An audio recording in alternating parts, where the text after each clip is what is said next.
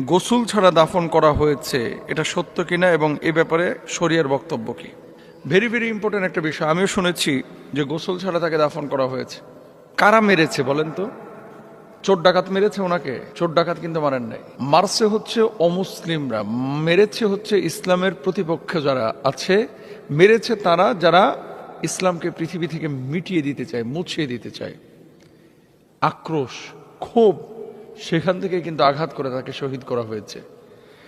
ওলামা ইকরামের ফতোয়া এরকমই যে কেউ যদি এইরকম কোনো অমুসলিমের হাতে এইভাবে মারা যায়, আল্লাহ তাআলা তাকে শাহাদাতের মর্যাদা দেন এবং সেক্ষেত্রে গোসল ছাড়াই তাকে দাফন করতে হয়। এই জন্য সাইফুল ইসলাম ভাইকে গোসল ছাড়া দাফন করা হয়েছে। আল্লাহ সুবহানাহু ওয়া তাআলা পবিত্র কোরআনুল কারীমের মধ্যে কি বলছেন একটু খেয়াল করেন। ولا تقولوا لمن يقتل في سبيل الله أموات